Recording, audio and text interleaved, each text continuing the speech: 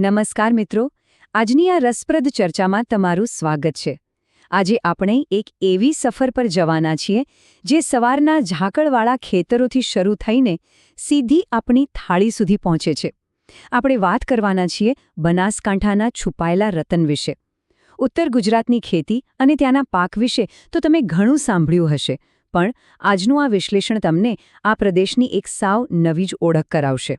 અમે વિચારો, બનાસકાંઠાનું નામ પડે એટલે સૌથી પહેલા મગજમાં કયો પાક આવે?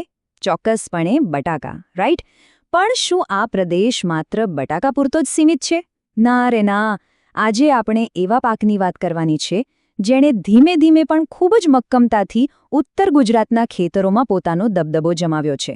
હા, આપણે વાત કરી રહ્યા છીએ અત્યંત ગળ્યા, સ્વાદિષ્ટ અને હંમેશા ડિમાન્ડમાં રહેતા રીંગણની. આ જ તો છે આજના આપણા ફાર્મ ટુ પ્લેટના અસલી હીરો. તો ચાલો ફટાફટ જોઈ લઈએ કે આજે આપણે કયા કયા પડાવ પરથી પસાર થવાના છીએ. સૌથી પહેલા આપણે બનાસકાંઠાની આ નવી ઓળખ વિશે જાણીશું. પછી અલગ અલગ પ્રખ્યાત રીંગણની જાતો જોઈશું. ત્યાંથી બજાર અને નિકાસની સફર સમજીશું. અને છેલ્લે એકદમ દેશી અને સ્વાદિષ્ટ ઓળાની મજા માણીશું. શરૂઆત કરીએ આપણા પહેલા વિભાગથી, બનાસકાંઠાની નવી ઓળખ, બટાકાના ખેતરોથી આગળ. જરા કલ્પના કરો, સવારનો સૂર્યોદય થઈ રહ્યો છે, આકાશમાં સોનેરી કિરણો છે અને ખેતરોમાં ઝાકળથી ભીંજાયેલા રીંગણના છોડ પવનમાં લહેરાઈ રહ્યા છે. આ રીંગણ હવે ધીમે ધીમે બનાસકાંઠાની કૃષિ ઓળખને નવો આકાર આપી રહ્યા છે. પણ સવાલ એ છે કે આમાં એવું તે શું ખાસ છે? સિમ્પલ છે, એની અજોડ અને કુદરતી મીઠાશ. બનાસકાંઠાના રીંગણ આખા ગુજરાતમાં એટલા માટે જ વખણાય છે કારણ કે તેનો સ્વાદ કંઈક અલગ જ છે. જ્યારે આ એકદમ તાજા રીંગણ તમે હાથમાં લો ને, ત્યારે જ તેની ક્વોલિટીનો અહેસાસ થઈ જાય. માટીની સોડમ જાણે તેના સ્વાદમાં ભળી રહી છે અને એટલે જ તે આખા રાજ્યમાં પ્રખ્યાત છે. હવે આગળ વધીએ અને સમજીએ આપણો બીજો વિભાગ, પ્રખ્યાત રીંગણની જાતો અને રસોઈમાં તેમનું કામ. શું બધા જ રીંગણ એકસરખા હોય છે? બિલકુલ નહીં. અલગ અલગ જાતના રીંગણ રસોડામાં તદ્દન અલગ અલગ ભૂમિકા ભજવે છે. સૌથી પહેલા આવે છે ગુલાબી ગોટા. આ એકદમ ગોળ મટોળ અને સુંદર ગુલાબી રંગના હોય છે. દેશી ઓળો બનાવવો હોય તો આનાથી બેસ્ટ કોઈ ઓપ્શન જ નથી. પછી આવે છે કાંટાળા રવૈયા. આ મધ્યમ કદના હોય છે અને આપણા રોજના શાક માટે સૌથી વધુ વપરાય છે. અને ત્રીજા છે લાંબા લીલા કે કાળા રીંગણ, જે રોજના સામાન્ય અને ઝડપી ઉપયોગ માટે ખૂબ લોકપ્રિય છે.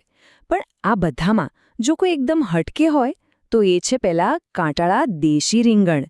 એની મીઠાશ એટલી બધી જબરદસ્ત હોય છે કે એકવાર તમે તેને ચાખી લો પછી બીજે ક્યાંય તમને એવો દેશી સ્વાદ નહીં મળે.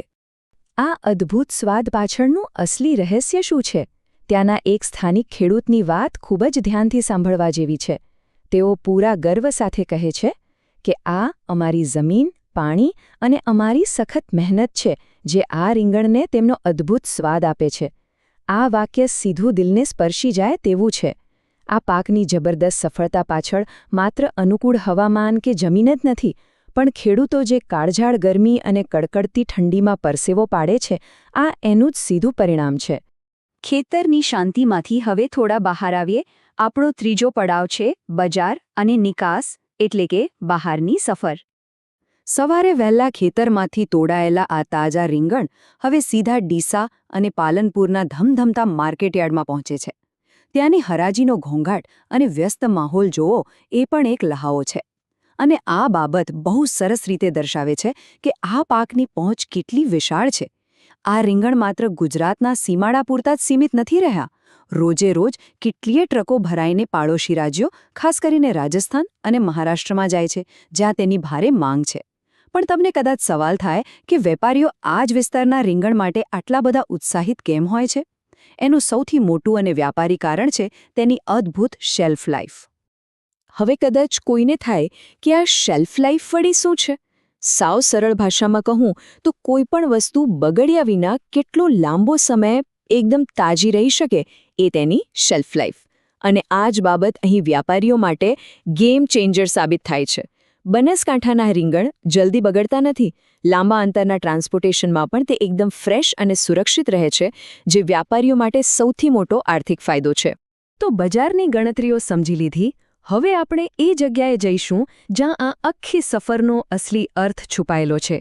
આપણો અંતિમ વિભાગ, ઓળો અને પારંપરિક સ્વાદ, અંતિમ મંઝિલ.